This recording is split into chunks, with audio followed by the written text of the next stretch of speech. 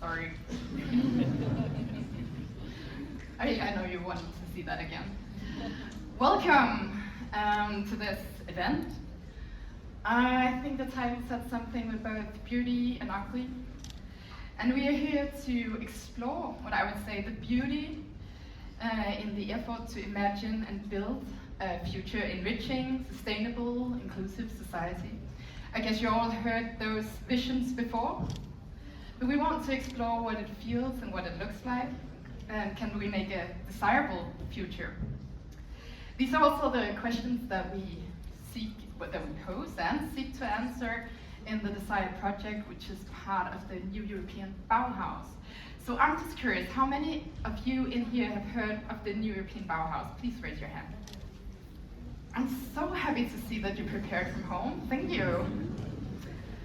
For me, it was like the first time that I heard beauty and something with the EU, the European Union, in one sentence. Can you agree with me? Yes. So, the new European Bauhaus, luckily, I'm not going to explain exactly what it is, but as you probably know, it's a movement across the European Union to change the way we think and build, and perhaps even pose the question of not building at all, which is horrible to say to architects, I guess. I'm very happy that you found your way in here. I hope everyone got a seat. You're in for a treat because you get the fast track to understand the new European Bauhaus. And before we open the conversation, at the end, this conversation will be on embracing the beauty of the ugly architecture. And if you already feel uncomfortable with me using the term ugly, you're on the right track. My name is Anne-Katrine Harders. I'm from the Danish Architecture Center, and I will try to guide you safely through this event. And as I said, we're going to have this conversation, but first you'll get two presentations. And I'm happy to present our first speaker, which is a member of the European Parliament, and I hope that I pronounce your name correctly, and I'm sorry in advance. Kieran Koffe? Is it almost correct? It's close, thank you. I'll practice while you're on. And as I said, I never connected beauty with the European Union, but I hope, trained as an architect, that you can help us here, Kian. So you have a short 10 minutes to give us a quick guide to the new European Bauhaus. Thank you. Thank you very much.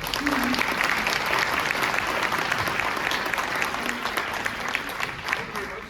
And yes, I am Kieran Cuff. There we go. Thank you, and I'm Kieran Cuff. I'm a member of the European Parliament, but I'm also an architect and an urban planner. So in a sense, my background and my teaching transcends or goes between those two issues. Did I do that with the microphone? I hope not. I hope not. We need an engineer, I think. Anyway, I like the kind of flickering green on and off again. It sort of, in a way, describes my life over the last 20 or 30 years in both architecture and politics. So what I want to try and do, maybe I'll try another slide and see if anything happens. The gremlins are at work. Maybe I'll click the, turn it on and off again. Does that sometimes work? I think it's resetting. So, are we going through the spectrum a bit? Well, maybe I'll work without slides. So, I guess by way of a preamble, 4 years ago, the European institutions decided that they would have a European Green Deal. Why a European Green Deal? We've been talking about Green Deals for 10, 15 years, but I think this time it's real. We can see that the climate is changing. We can see that we need to take action. And one of the best forms of action that we can take is to bring about change in the right direction. And 4 years ago, when Ursula von der Leyen became the president of the European Commission, she decided that she would try and bring together all the legislative initiatives into a European Green Deal. Some social initiatives, some economic initiatives, and some environmental initiatives. And that's all very well, and we have about 20 pieces of legislation that are slowly coming to conclusion as we come into the last year of this 5-year mandate. And a lot of these files relate to action on climate. We talk about the Fit for 55 deal, which is about reducing greenhouse gas emissions 55% from the year 1990 to 2030. And we just don't clap our hands and say, make it so. We need new laws. So we're changing the way we tax carbon. We're looking for more renewable energy, more energy efficiency. We're trying to make jet fuel go in a greener direction. We're trying to change marine transport. And you might have seen the headlines about phasing out the production of cars fueled with fossil fuels by the year 2035. All of these are huge challenges to industry, to designers, and to everybody else. But it is happening, and this is real progress. So early on in the mandate, President Ursula von der Leyen said she wanted a more human side to all these legislative files, and she talked about the new European Bauhaus. And the new European Bauhaus was really the soul of the European Green Deal.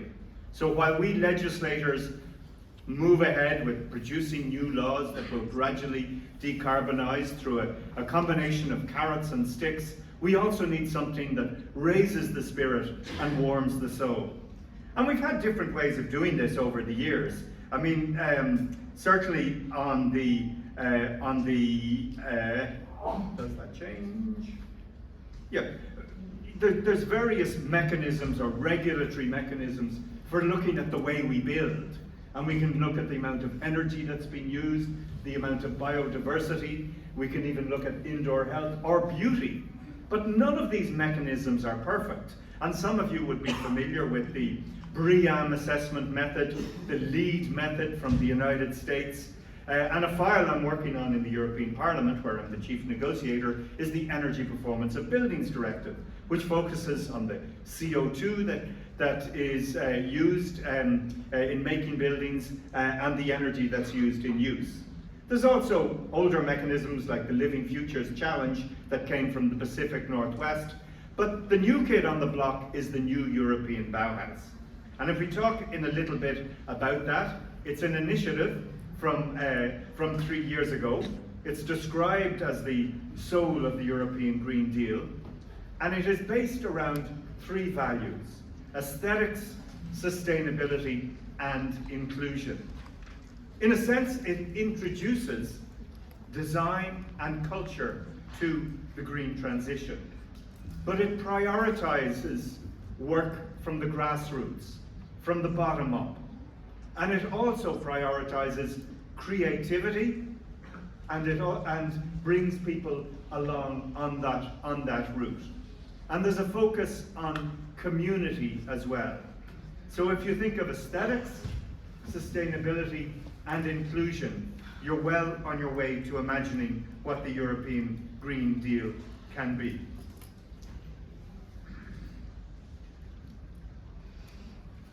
What has it consisted of so far? Well, there have been yearly prizes, there has been a festival in Brussels, there is an online platform, and there are lighthouse demonstrator projects. Why is it important?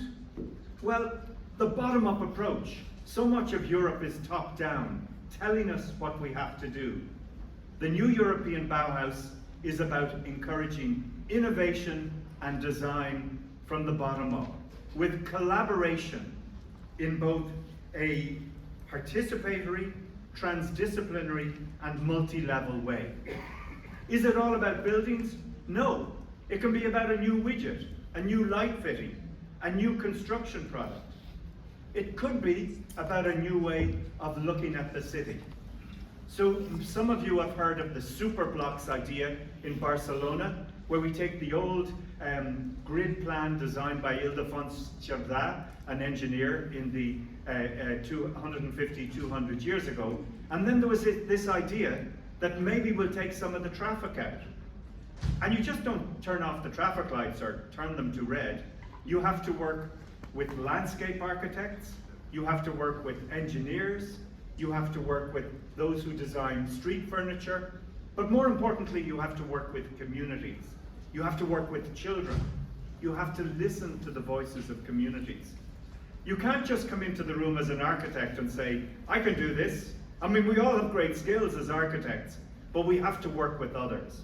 And I think the shift in architectural teaching has reflected that in the last few years. We often have to work with others to produce what we wish to create. And we can see it as well in projects that are based even on an individual building. Let's say we want to renovate an older building and bring it up to a passive house standard.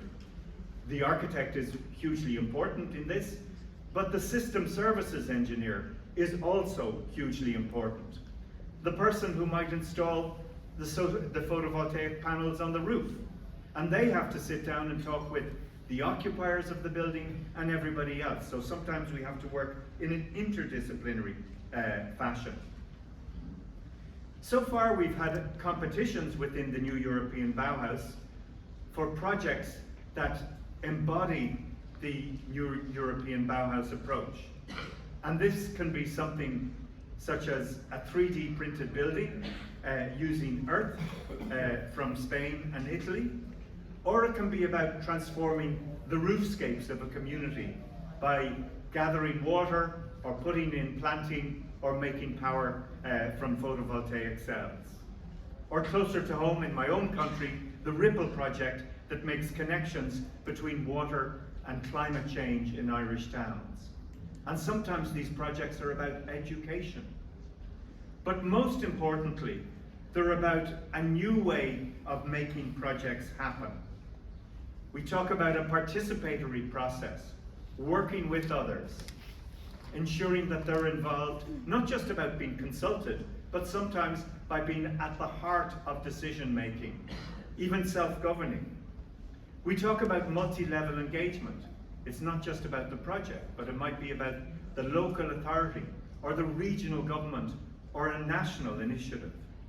And then we talk about this transdisciplinary approach, which is not just about one person being the star architect at the top. It's about empowering everybody who has the knowledge and who can make a difference in what we do. So this process is underway, and you can see if you simply have a look online, you'll see a new European Bauhaus dashboard where you can zoom in on some of the ZEB projects, the NEB projects around Europe, and you can look by member state or by municipality. It is work in progress though.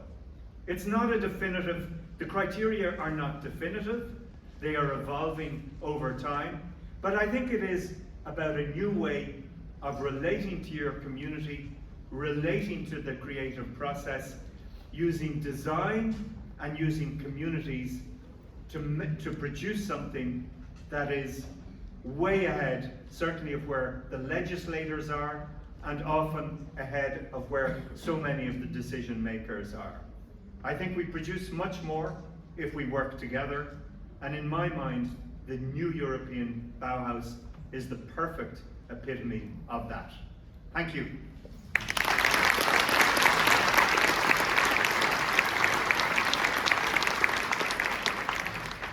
Thank you, Karen, also for dealing with like a flashing green light in the background.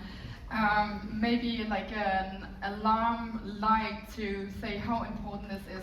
What I heard you said was something about great visions. I heard you say a lot of other words that might come across a little bit abstract when you're sitting in this room. And I'm happy then to invite you, talking to Go, CEO of Blackshop, to the stage, because you were going to talk about how we put these ideas into practice in a interdisciplinary team effort.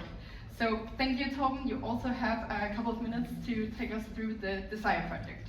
Thank you so much. Thank you. And I do believe this is one of the first times I've ever been introduced as, going from the abstract guy to the concrete guy. But thank you so much for that. And I can assure you that we will have a slideshow from up here to one extent or the other, because I actually have my slides on my phone. So I'm just going to pass the phone on to you, and then you can see how that goes. Let's see how that works. Are we going to do like that? Yeah, hopefully I'm a little bit more lucky with the slides. Trying to put this project a little bit more on the ground, so to speak, because as we rightly heard, this is a very, it's a soft project, it's a learning project, it's a knowledge sharing project. New European Bauhaus are quite possibly going to be some sets of principles in the future by which we can direct the transformation of buildings in the future, either at national state or international state, EU state, etc., etc. We don't know for sure yet, but what I would like to advocate on, and really welcome the initiatives made by the Commission, of course, and led by Ursula von der Leyen, was that this process is, unlikely the EU, not a top-down process. It's very much a bottom-up process. So back in 2020, when Ursula von der Leyen in her National State of the Union speech said, we're going to create a new European Bauhaus, to be honest, no one knew what the Commissioner, what Ursula von der Leyen was talking about. But what you actually did from the side of the EU was actually to put forward a process that included thousands of people throughout Europe in discussing what do we mean when we talk about transformation being sustainability, inclusion, and aesthetics. Those three words are very pivotal to what we can define as the new European Bauhaus. So fast forwarding 1.5 years time, there was a call of actually applying for concrete projects to actually identify and give us an idea in the EU of what are we talking about when we talk about the new European Bauhaus. And I was behind, together with lots of my good colleagues from the Danish Architecture Center, the Danish Design Center, Creative Denmark, Danish Association of Confederation of Industries, and lots of other great people in Denmark talking about we would like to apply for this call. And then again, fast forwarding 6 months, we actually won one of those 6 new European Bauhaus projects that were laid out to the European Union to look upon what is the new European Bauhaus. And this is not it, to be honest. But rest assured, I got my slides here.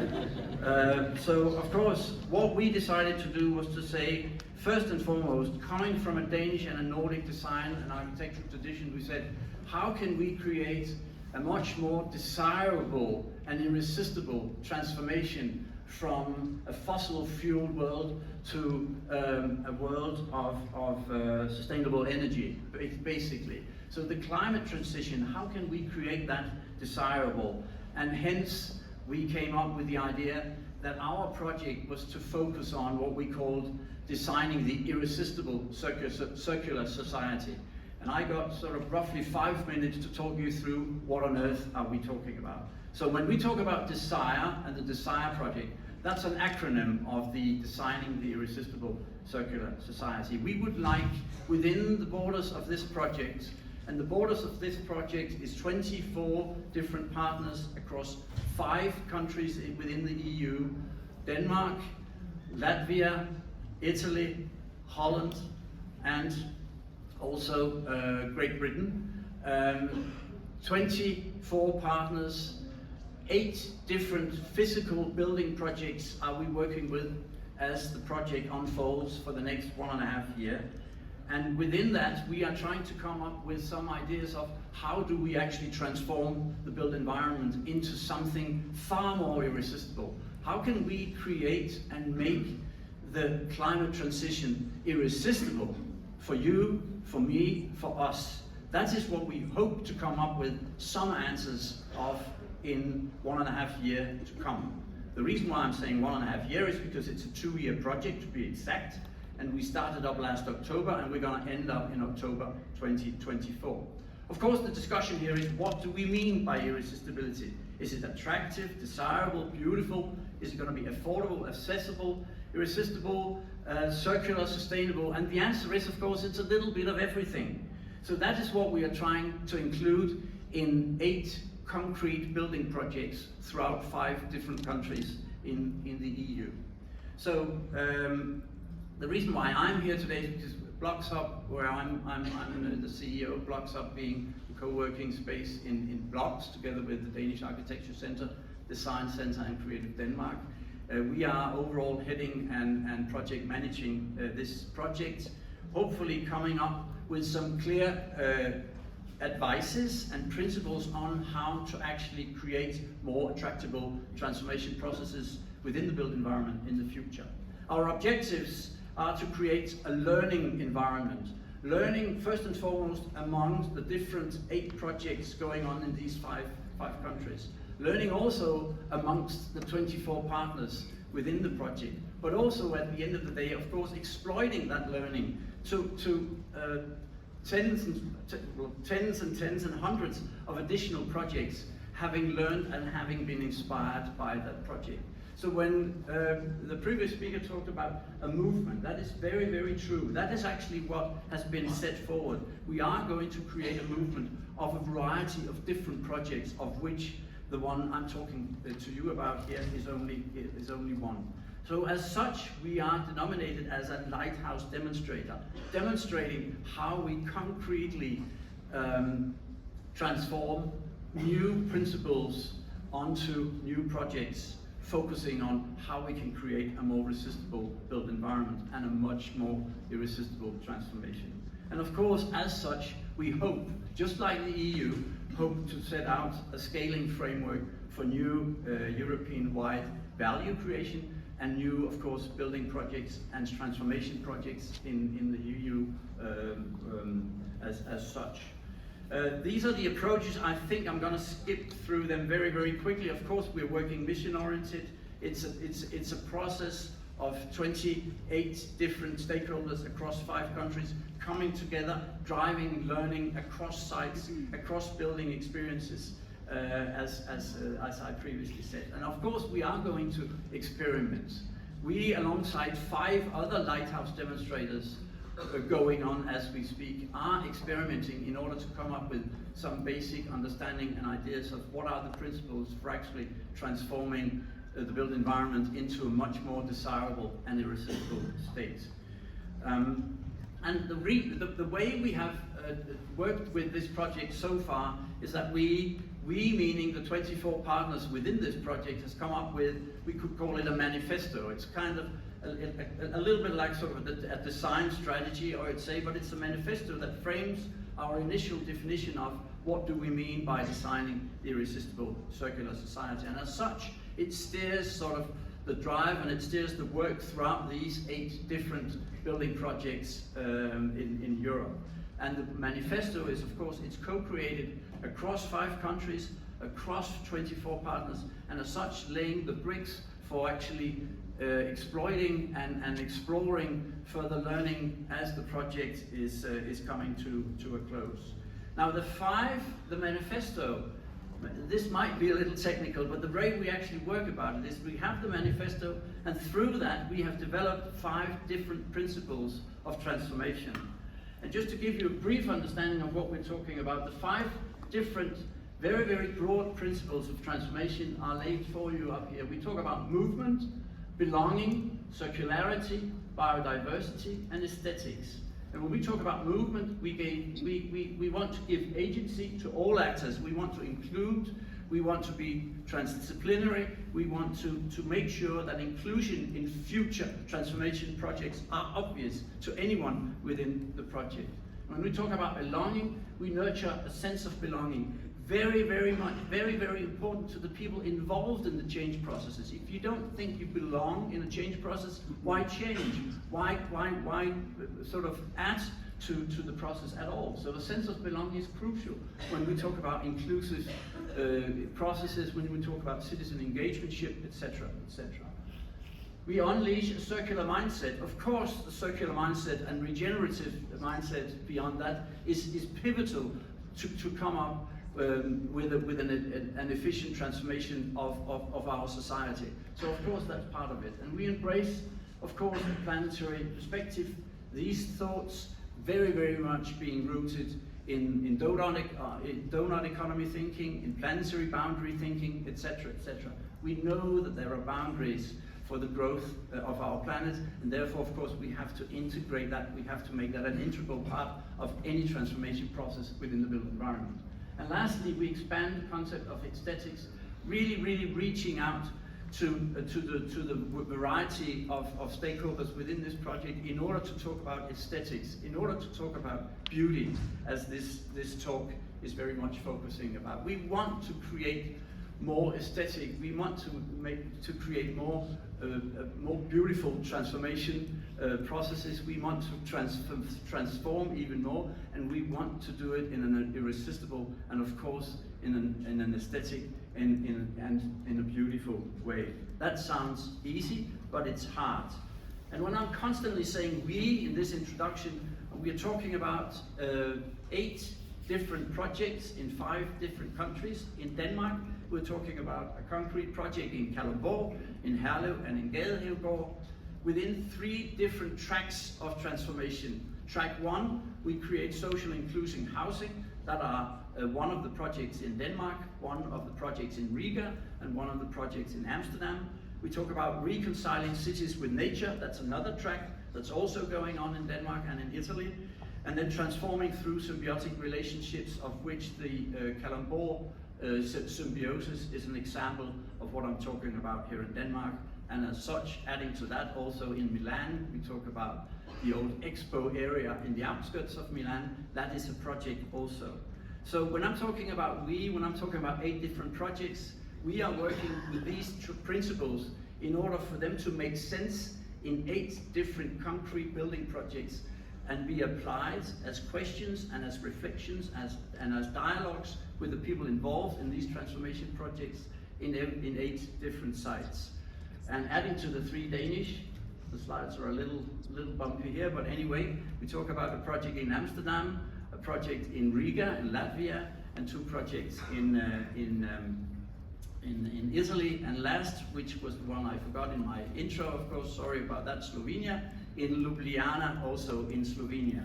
So Slovenia, Denmark, Latvia, Italy, and Holland is on board this partnership.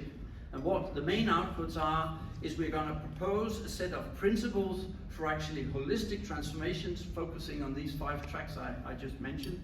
We're going to come up with a web-based toolkit that you can all access, of course, and it's going to be based on all the different narratives that have come out of these 8 different building projects, taking on board the learning and the reflection on how to actually use these principles in everyday contexts, in everyday projects, in 8 different building sites in Europe. Lastly, we're gonna, of course, put it all up on a digital learning hub for the whole of Europe to access the learning here, and hopefully the principles will be pushed forward into, hopefully, further legislation, further framing programs, and further sort of structures that is going to force through and force forward a more irresistible way of transforming the built environment in the future.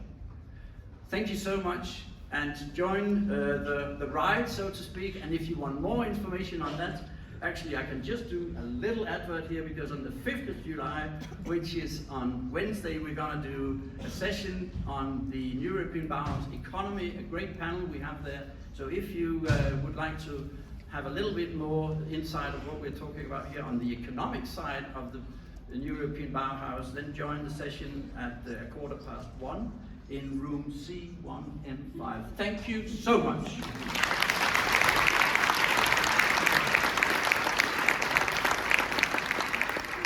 Thank you, Torben. So I just thought I was interviewed by the Danish National Radio on Friday, and they asked me 2 questions. One was, how can architecture contribute to a more sustainable world? That was easy, it can't. And the second, that was harder, is that what can a big congress like the UIA contribute to? Can you gain anything from that? And I tried to figure, like, you know, of course we share inspiration, and you were gonna go home and, oh, wasn't there something interesting about this Desire project? And what room was it again, the next talk you went to?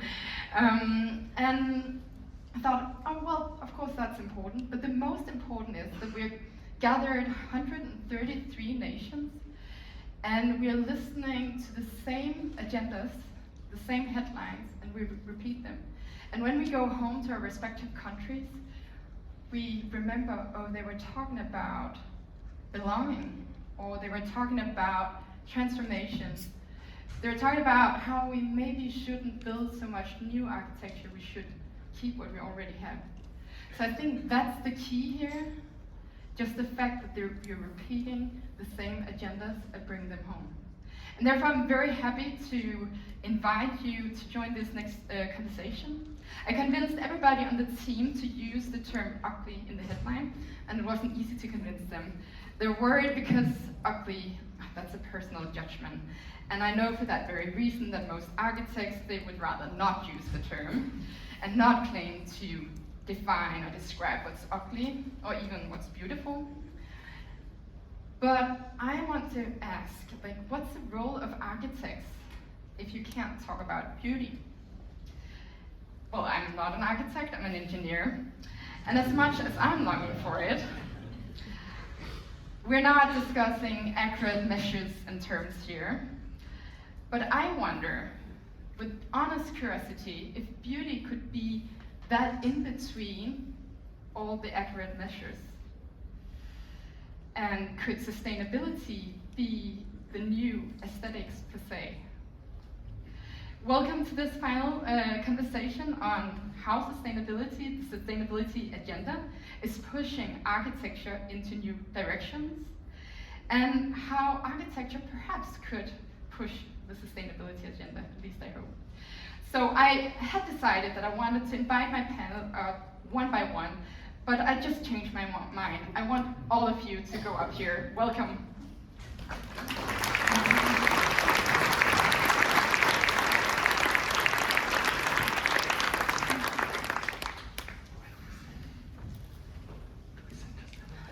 And Elika, please sit next to me, because you're kind of like my first guest up here.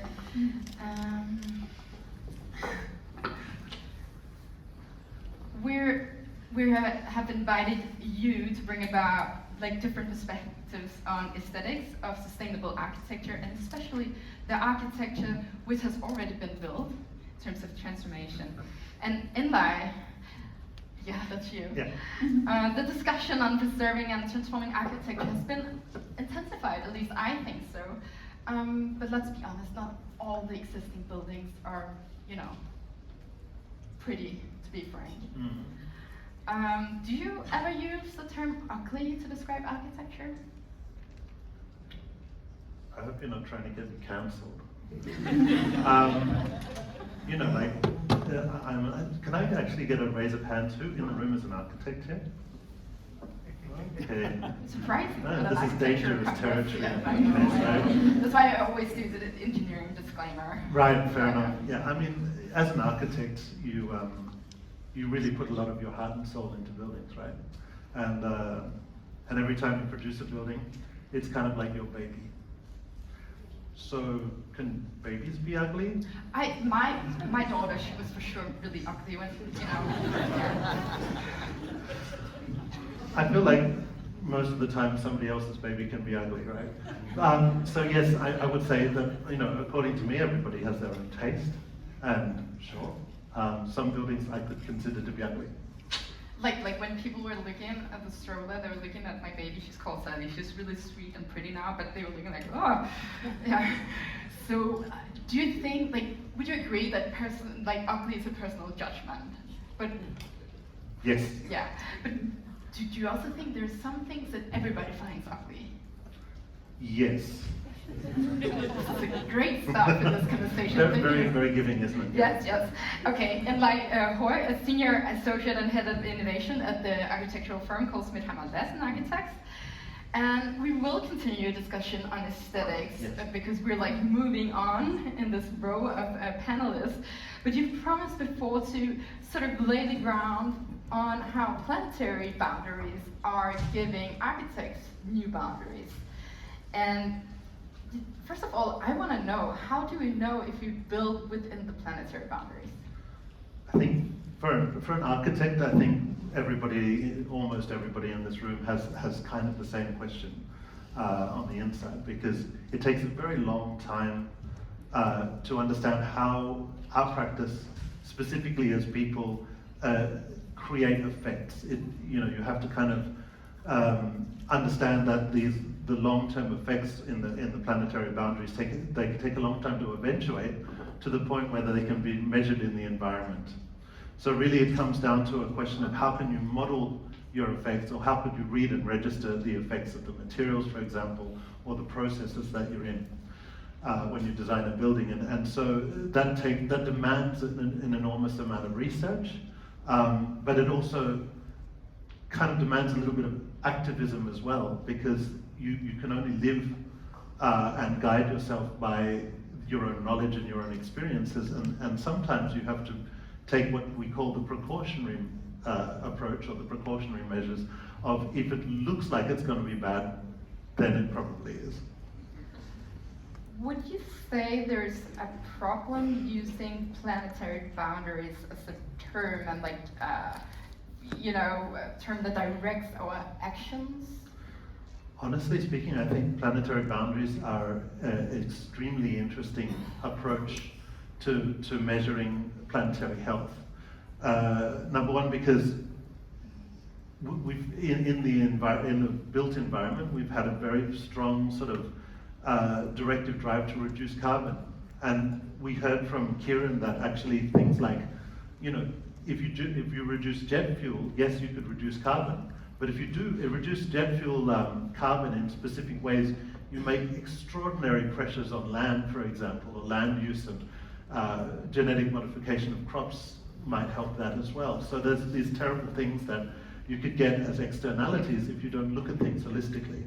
And the interesting thing about planetary boundaries is that they are, in some ways, multi-directional. So that they are measurements of things that aren't themselves goals. And I think that's important to understand, that the goals are things like biodensity or biodiversity health, or the way that we'll move forward living on the planet, and not these specific indicators of certain chemicals or biodiversity traits or something like that. So there's indicators that give you a sense of what is happening, but they're only the measurable part, and there's a huge non-measurable part that the indicators are there to sort of read against.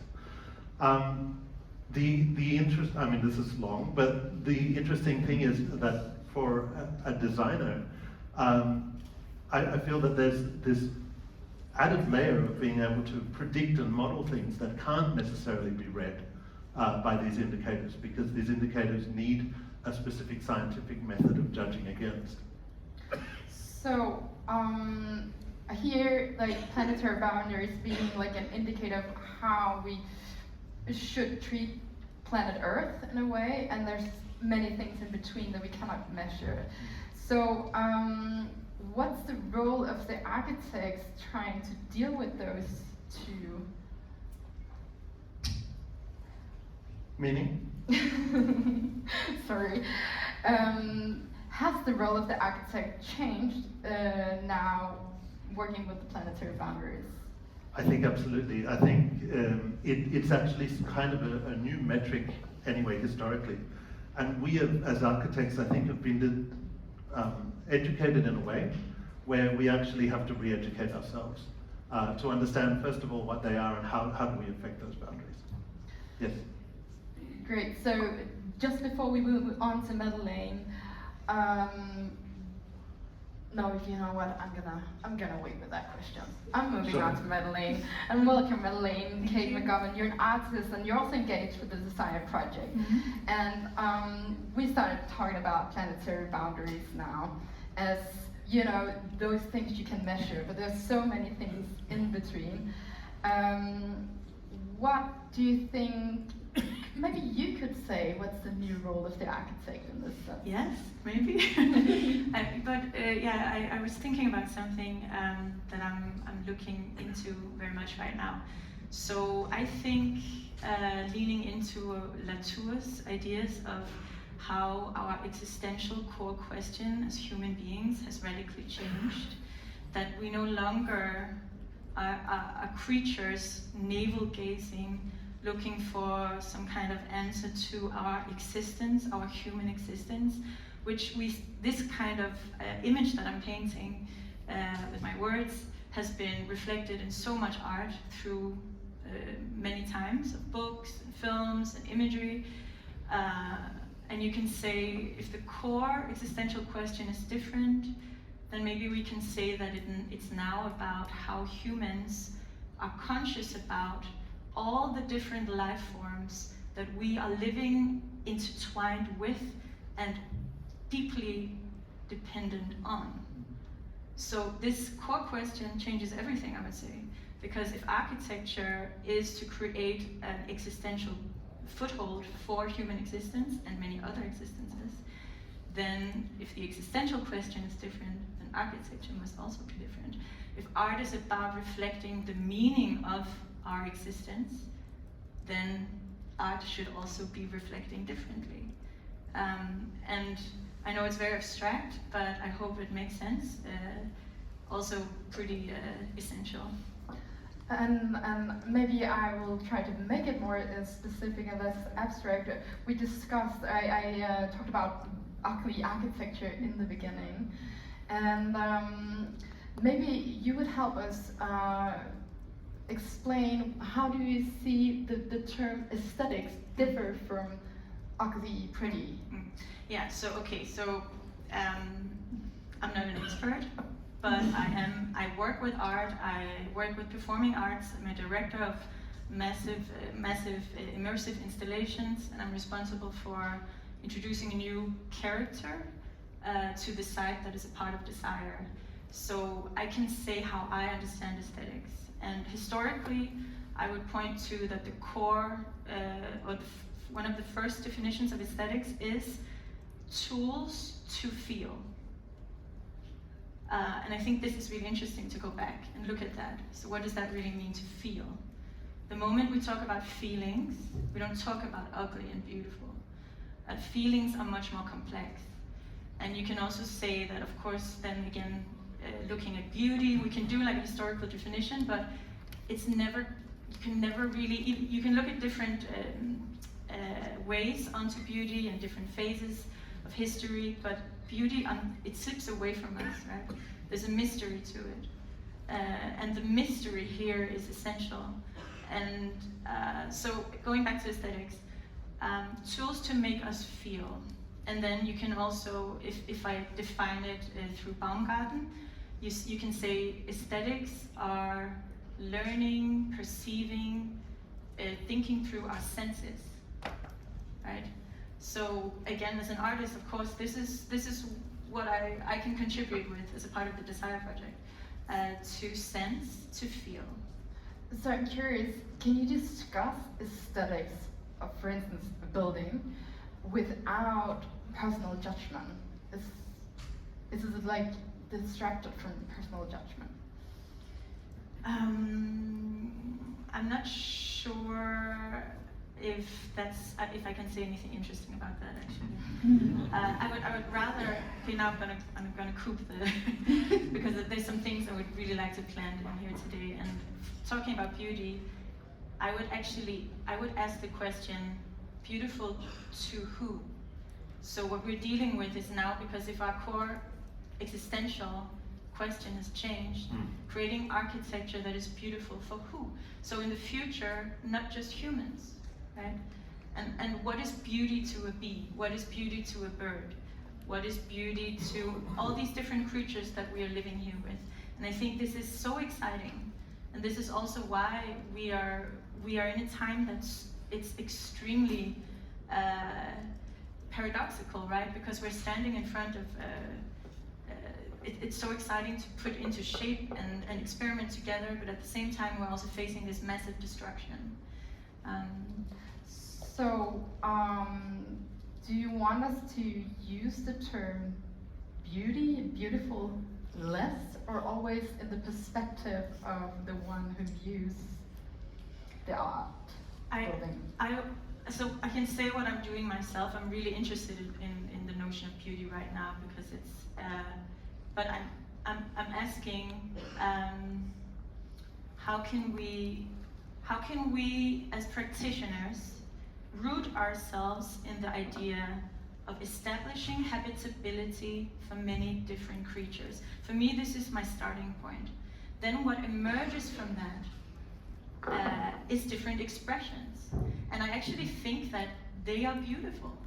Because beauty is also, what is the intention behind doing something? So for example, if we leave an ugly ass old building standing there, right? And if people walk by and they're like, that's ugly, that's an ugly building, why is it there? If they know that it's left standing because we're rooted together as a society in habitability for many different living creatures, then maybe they will think that is an action of beauty, and thus will the building be different in their eyes. Right? Lisa, do you own, possess anything that you would consider this thing is really ugly?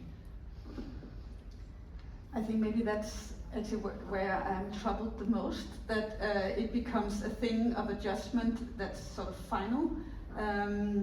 So rather than really determining whether something is ugly or beauty, I think it's should be perceived as a conversation for something, and in that way ugly can have a really strong purpose. And it's maybe the ability to start that conversation and have that engagement between people. Welcome, Louise, Q-Guest Director and Anthropologist at GIL. And you know, we spent, at least in Denmark, we spent 50 years to embrace clean lines and this clean slate that modernism brought to us. But now perhaps we have to get used to another sort of aesthetic. You're working with people and behavior. Do you think we can adapt to new aesthetics, that we can find things as Madeleine is talking about, things that we would consider ugly, find the beauty in them? Well, I think it takes time, and we need to sort of unlock what are the ways in which that we can invite for other behaviors. It's so often that all these, if you design a new building and you have all the best principles in mind, but you sort of forget that in the end it needs to serve an everyday use. So having that, the whole life cycle, but also the everyday of different people, pieces, and their interaction. So the time perspective, I think, is important, but also that we have to find ways, again, of not seeing products or as like one thing, but something that needs to be practiced. So how can we infuse that idea of things being practiced again and again and again?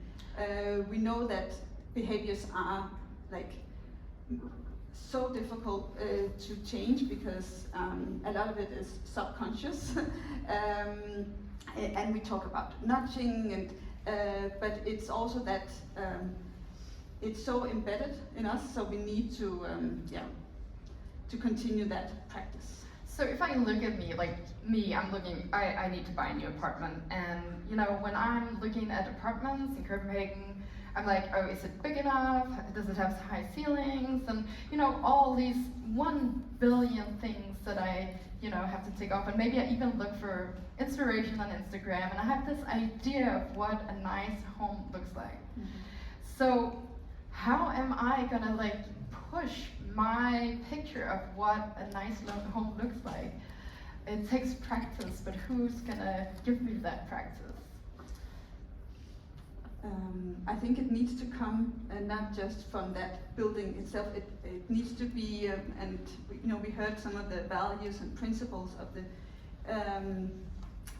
new urban Bauhaus, and I think it's talked a lot about engagement and agency, but agency to do what?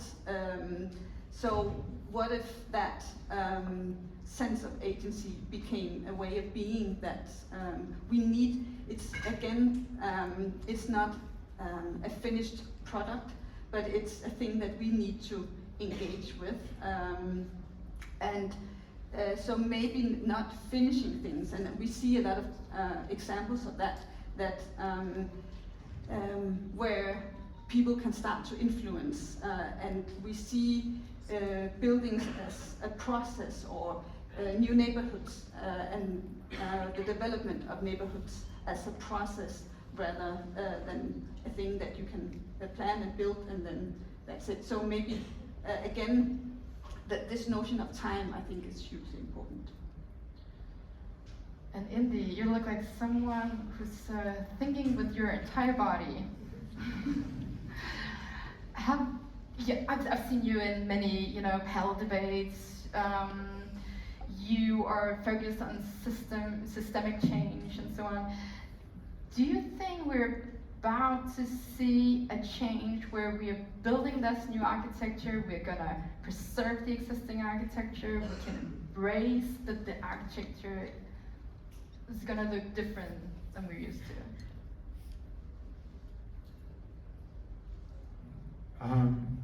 Yes, but I don't think we're fully understanding the scale of it. So, across the European Union, how many homes do you think we can afford to build if we're following the Paris Accord? The whole Union. 0? It's a little bit more than that. It's about 140 to 176,000 across the whole Union, right? I think that's less than what even Denmark builds. Across the whole Union. That should give you an idea about what's about to come to us. We don't have the energy or the material landscapes to build what we're talking about at the scale that's required. All the renewables in the world between 2019 and 2020, the global energy demand, increase in energy demand, was greater than all the installed renewables ever installed. The demand increase. Right? Mining, which most of architecture relies on directly or indirectly, drives 80% of our ecological destruction. 80%. And we're moving from a hydrocarbon economy to a mineral economy. That's what the real transition is. If you move from a hydrocarbon economy, you move to a mineral economy. And we will massively have to deal with that as we work this transition. So I suppose my frustration slightly, and you're right, my body language was here, was like, we're not being real about the scale of what's required and the scale of what we're about to witness. We are literally going to be dealing with the relationship with our food landscape and to biomaterials. Everyone here talks about, oh, we're going to do timber, it's going to be just fine. No, we don't have the soil landscape. We have to, if you're all vegan, we might then just be able to do timber. How many people here are vegan? Right, it should be all of you. Right? And that's not a choice anymore. That's the thing. We think these are choices. And then the question becomes, if we only have 140,000 homes, the luxury isn't like, do I have clean lines? The luxury is, do you have a house? Who lives? Who lives in nice housing? What is nice housing? What is comfort? How do we deliver comfort? Are we going to build comfort by over-insulated buildings the way we imagine it right now? Vast material stores? Or Or are we going to have to reimagine how we build comfort? What does that look like? How do we acknowledge the micro-violence of how poor this room is? How poor is this room? Honestly. It's over hot, its air quality is shit. Right, let's be honest. We call this architecture, it's not architecture. So if we're going to have to deal with the micro-violence of our environment, but we're also going to have to reimagine how we deliver them in really radical ways. So yes, beauty will emerge, but the beauty, the functional beauty, the word aesthetics has the word ethics in it as well. Right? It is the ethics of the age which finds form. Right? What are the ethics of our age? And how will they find form? What will be public luxury and private sufficiency? How will we live? How will we choose to live that 8 billion people around the world thrive? What is our responsibility in doing that? So I think a new aesthetic will emerge. Like modernism was a birth of an aesthetic in that moment in time as a function of actually the whole world that we'd seen of slums. It was a reaction. Early social modernism was a reaction to the messiness of slums, pollution, all that sort of stuff. And now we're going to see a new type of aesthetic emerge, as Madeline so eloquently pointed out, as we start to recognize our interdependence with the world and our entanglement. Not just as human beings, but every other species, and how we imagine that relationship. So yes, a new aesthetic will emerge, and it'll be rooted in new ethics, and more importantly, needs to be rooted in a new theory of materiality, ecology, and how we think about that stuff at a deep code level. But recognize the deep codes. Everyone talks about retrofitting across Europe. We don't have the materials or the energy to do that. Look at the material sources. We don't have the timber supply, we don't have the copper supply, we don't have the sand, let alone. Right? So let's talk about fundamentals. Recognize those fundamentals, then imagine a future of architecture. Reimagine how we derive comfort. What does that really look like? What this future looks like, and it will be beautiful. It just will be a different type of beauty. And that is for you to discover as architects and designers, to discover the new ethics and their form in aesthetics.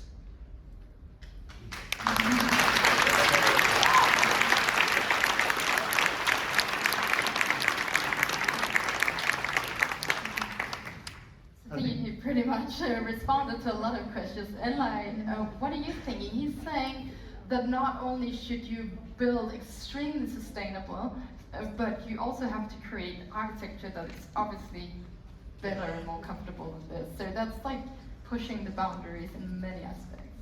Well, to start with, I mean, I think Indy is absolutely right. You know, there is this sort of gross inequity in the way that the architectural building industry and many other industries, he talked about food as well, I totally agree. I think actually the only thing more damaging than the building industry and the mining industry is actually the food industry, something that we're very focused on as well.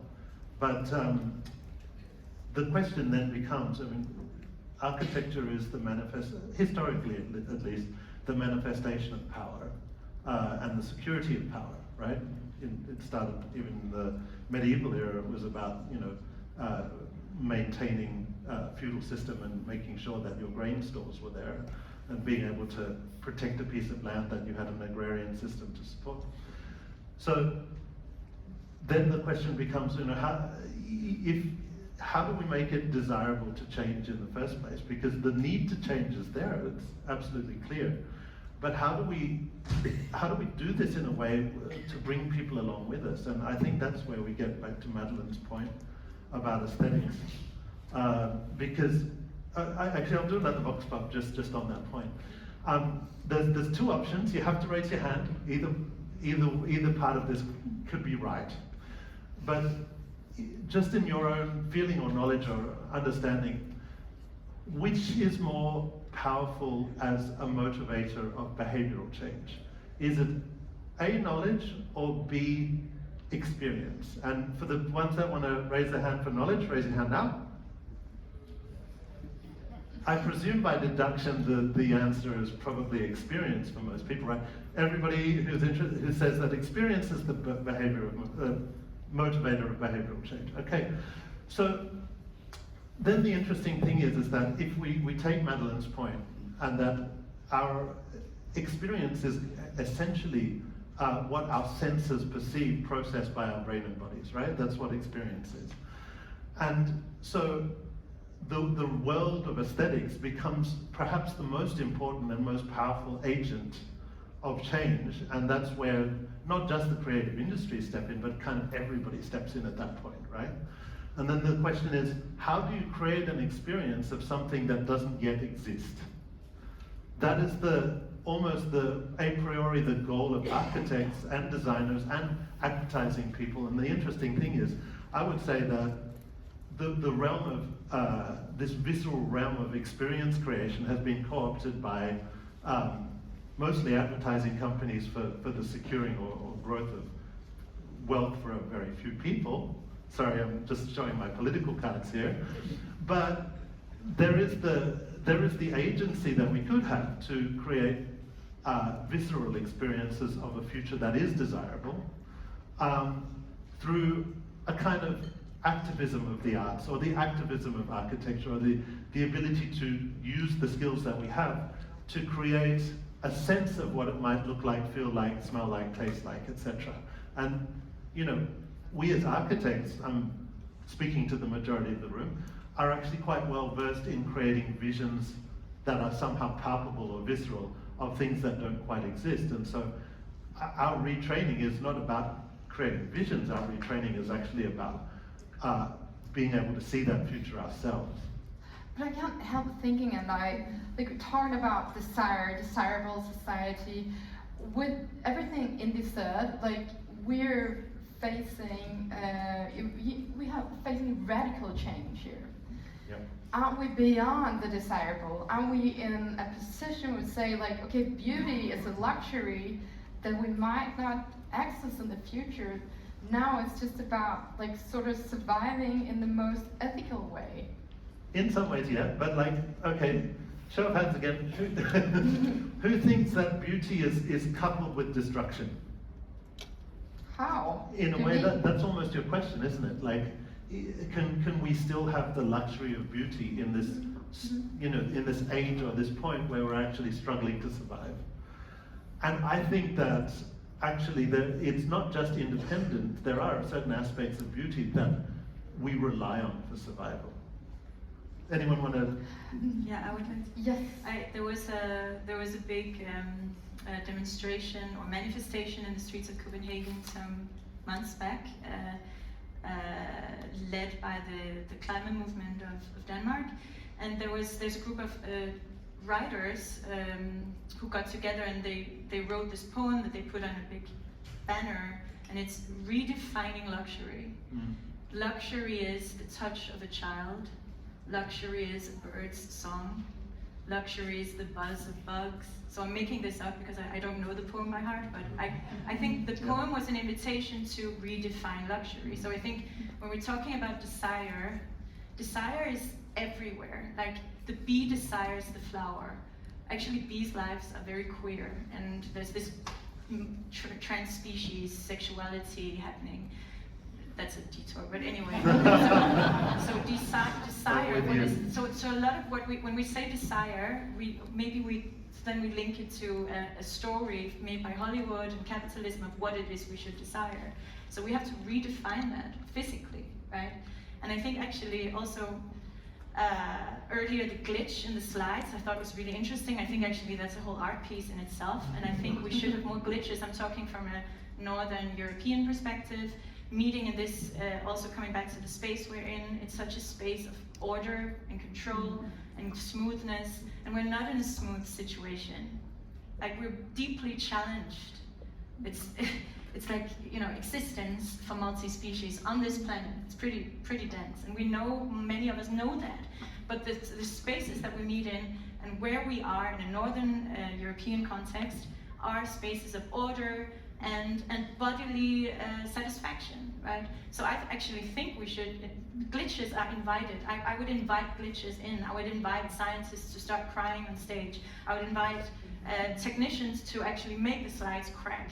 You know, so we have to feel, this is, you know, this is, it's not an easy ride. And how can we have to remind ourselves and each other all the time? Like even I was involved in activism, and I've gone through my own personal journey of educating myself with other people about the climate crisis, and I think that I'm a person that really looked at the crisis, and I know that I also go away from it because I can't stay in that space all the time, but I also have to be pulled back again, and we have to support each other in that. So you're also saying that my desire for like a T-bone steak and a new kitchen. Yes, absolutely. Thank you for bringing it up. I don't know if you guys feel the same, but I get the feeling that our desires have, to a large extent, been co-opted, where convenience is king. You've heard that phrase. Where, you know, there are certain traits of what's happening in the way that we're being sold stuff, or the way that we're being, you know, asked to separate ourselves from our neighbors because, you know, you can just buy the service, you can just buy the good, or you could just do something that allows money to solve these problems, because that's the goal, right? And so, well, it's not my goal, but it's, you know, a kind of a goal of capitalism to be able to allow all of these transactions and desires and needs to be satisfied somehow through purchasing something. And so this co-option of desire, if you think about that, then you start to think, okay, well, hang on, what might I desire that I don't really pay attention to? And I think that's the thing about also the multi-species thing.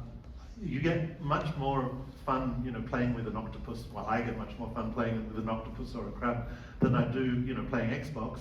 But what's available to you and what's becoming less available to you? In the food system, for example, you know, we can eat 300,000 different varieties of plants alone, just forget the insects and the animals, etc. Fungi is massive. But from that 300,000, we get most of our calories from 3 plants, recomposed in fabulous new ways in, you know, different textures and flavors and wrapped up in different packages. But it's essentially the same stuff, just recomposed, serving our desire for diversity and new experiences and novelty. So when we start to unwrap that, it starts to become quite diabolical as to what we're actually, you know, aiming to do with our lives and our time. And but I just wanted to ask Indy, because is there anything that you desire now, have desire for, that you shouldn't have, in the sense that it's unsustainable? Is there anything you like to do now that you will have to change personally? Yeah, loads of things. I think the reality is that probably, I don't know, this shirt is, what, £30 shirt? I don't have expensive shirts, right? But if you were to true cost it, it's probably about 250 to 400 pounds. That's what it really costs in terms of soil damage and other things.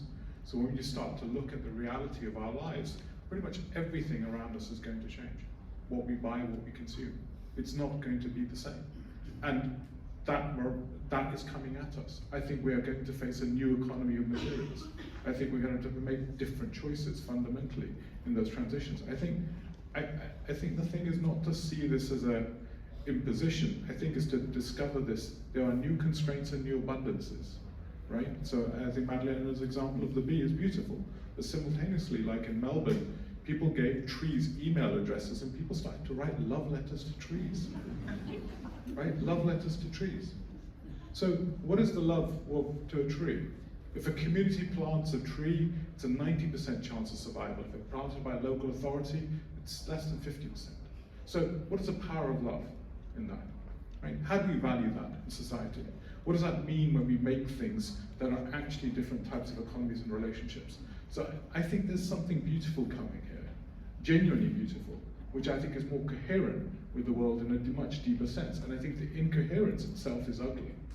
I think we will look back and see the incoherence of our lives to the material, ecological realities that we're living in. And that incoherence is only funded by massive, massive externalization. You know, all of our lives are funded by killing future generations right now. Remember that. All of our lives are funded by killing future generations. Ecological systems or humans. That's how we're funding it. That's the violence in our lives.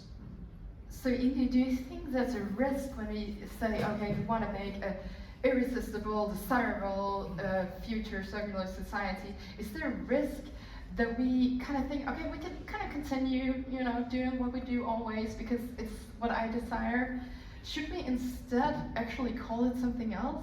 Or should we challenge these desires in other ways? Look, I think the issue is not I think it's about, as was beautifully said, it's where's that desire constructed from, right? Where is the depth of that desire? I think if the desire is actually about the reproduction of our current industrial system, the reality is that's not viable. So our journey, and this is why I do think aesthetics is a function of the ethics of an age as well. And I think we're going to discover and we're in the process of discovering that ethics, and that's not a kind of a moral issue, by the way. This is not an ethics of morality. This is an ethics of feedback, right? Feedback, information systems, making us self-aware. We're becoming conscious at a planetary spaces. This is a consciousness. And in that consciousness, in that interdependence, I think a new aesthetic will form as a result of it. It's an emergent function of this feedback. And I think, if you want to be beautiful about it, I think it's extraordinary that we as a planetary species are becoming self-aware. Self-aware of our impacts, we're able to see that, and we're starting to become adjusting to those feedbacks. And from there, a new ethic will emerge, and it is emerging, and a new aesthetic will emerge. And it's an emergent function of our consciousness, our self-awareness, our ability to be 21st century human beings, which recognize our interdependence and our entanglement, which recognize a new theory of being human, which isn't about our individuality, but it's about our relationality. That's a foundational shift in how we imagine being ourselves. And in there, I'm confident new beauty will emerge. And beauty is not just a function of the rich. Beauty is a function of the everyday. It's just that we have to open our eyes to see that beauty and it manifest every day. And Louisa, working at a company, Gale, you're doing many projects, but also architecture. How do you, in practice, maybe present new ways, new aesthetics, new ways of perceiving beauty?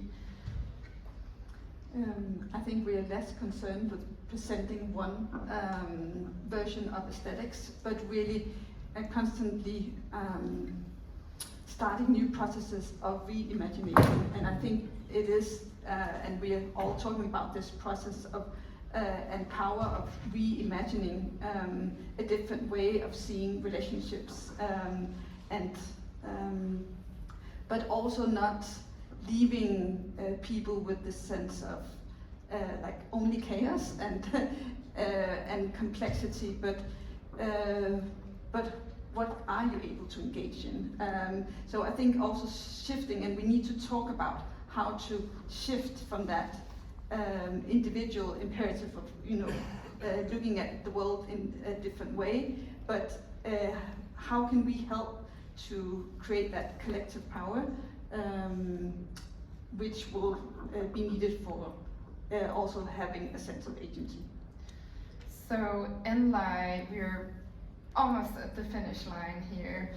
Yes, and you get to do the final sprint. So Louisa is bringing new perspectives that could be more of the architect's role. But how do you see yourself, helping us embrace this new aesthetic, helping us embrace the beauty of an ugly warehouse from the 90s, for instance? All right. Well, in the first place, it's interesting. I'm going to answer your question, and then I might fall back to something that Indy said, because I think it's kind of also interesting and relevant. You just have 1 minute. Though. All right, perfect. The beginning of this is that actually, I think we need to recognize the potential beauty in buildings, not just knock them down to build another one that matches the sort of tabula rasa expectation of what we think a building should look like. As architects, we have the responsibility to imagine through the existing, and that's part of a material responsibility. But there's also something that Indy said, or mentioned at least, and it's about feedback. And of course, that goes back to aesthetics, and it goes back to the notion that all aesthetics is brought to us through our senses. And now we have a range of measurements, and now we have a range of digital sensors that are all there, which can be extremely powerful, but at the same time extremely misleading. So the idea of focusing on one metric, the beauty of the planetary boundaries is it has an aspect of holism to it, meaning that you can't you have to tend to think simultaneously, which I think is very important. If we just focus on one metric, which is carbon, we can, like I said at the beginning, we can sort of destroy the world by trying to save, you know, the one particular element of it. But there's this thing in behavioral science or behavioral economics and in AI, now it's being talked about a lot, called the alignment problem. And that is where you have a goal and you figure out one way of measuring it through an indicator. But that way of measuring doesn't necessarily lead you to the goal. It can lead you way off the goal. You can be very successful against LEAD, BREEAM, DGNB, all of these different kinds of metrics. You can be successful against by hitting the carbon marks, but it doesn't necessarily lead you to the goal that you want in the first place. You have to look honestly at what you're trying to achieve and really get an understanding, almost, you know, feel or model an understanding of, is that actually working? And so what's notoriously difficult is defining something that will be a true representation of what you want to achieve. That's very difficult for people to do. And I just want the audience to always be critical of the things, that the metrics and the measurements that they're trying to achieve. Try and think around it from a more, let's say, holistic or honest perspective, or see if you're achieving something, are you lacking in another area? That's it. I think that's the best way of ending this conversation. And before you clap your hands and I say thank you, I have to run all the way to the other part of the stage to also recommend what Tom recommended, and there's actually the room number also, I think, C185 for the economy debate. And I think, I mean, all good conversation should end with a party. So if you don't know where to go tomorrow night, of course you're gonna go to the must-see place, which is Blocks, the Danish Architecture Center. We're hosting a Toto Chamber. Come for drinks and come and continue this discussion on aesthetics and how we should have a holistic perspective. And I hope we can embrace the beauty of this building at least. Sorry. Thank you to the panel. Thank you.